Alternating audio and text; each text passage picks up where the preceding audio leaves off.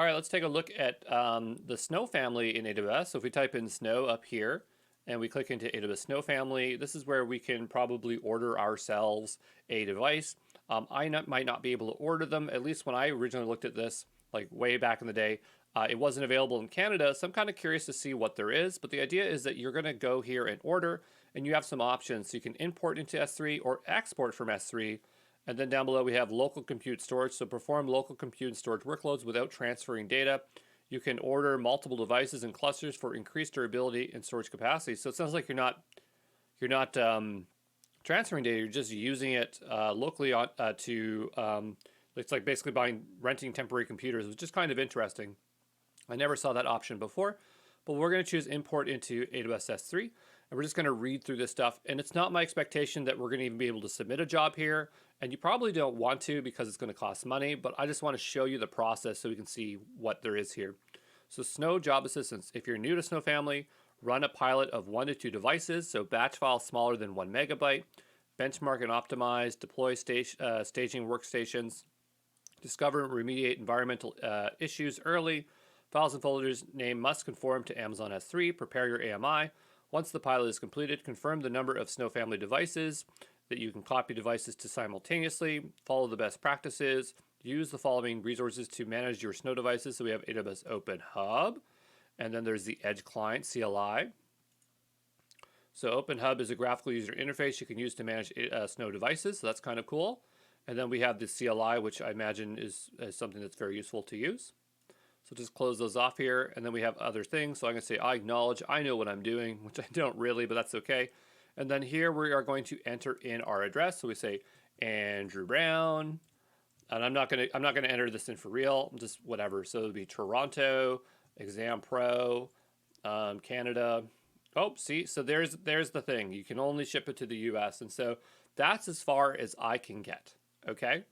And that's the thing is, like, if you really want to know AWS inside and out, you got to be in the US. But let's pretend that we do have an address in the States. What's a very famous address? So what is the address of the White House? Okay. There it is. So I'm just going to copy that in. Because, again, we're not going to submit this for real. I just want to see what's farther down the line here, okay?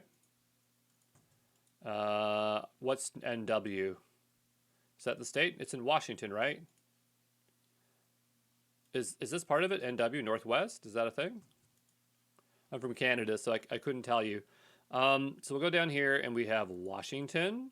Do we have a second address line? It doesn't look like it. We have a zip code. I believe this is the zip code. And do we need a phone number? Looks like we do. 416 111 11111. Okay. We have 1 day or 2 day shipping. Why not just have one, right? And so then we can choose our type of device. So we have Snow Cone, Snow Cone SSD, Snow Cone Optimized. I'm surprised I never took a screenshot of this earlier. Compute optimized, things like that. So you can choose which one you want. It looks like we're going to see some different options, but we'll go with Snow Cone. My Snow Cone. And Snow Cones do not ship with a power supply or Ethernet cable. Snow Cone devices are powered by 45-watt USB-C power supply. I'll provide my own power supply and cable. Do not ship with a power supply or Ethernet cable. That's fine. Snow Cone Wireless. Snow Cone connect to your wireless connection. Connect the buckets you want. There's a bucket we created earlier. Compute using EC2 instances. Use a device as a mobile data center by loading an EC2 AMI. So here's an AMI that I might want to use.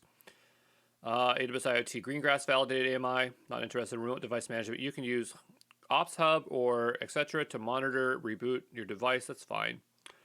And so then we need to choose our security key. I don't know if we'll have to set the service role. We'll see what happens here. And we'll let it update. That's fine. And so then I guess we just hit create job. And so I don't really want to order one.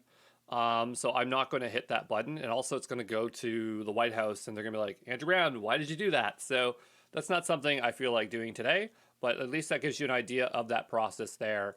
And I imagine that if you go the other way, it's going to be pretty similar. Yeah, it's just like same stuff, I think. It saved that address. It's not a real address. And the options are a little bit limited here, and it's like NFS base, S3 base, so it's slightly different, but it's basically the same process. Just curious, we'll take a look at the last one there. Since there are 3 options, just curious. Okay, similar thing. Okay, so yeah, that's pretty much all I want you to know about the Snow family, and that's about it. Okay.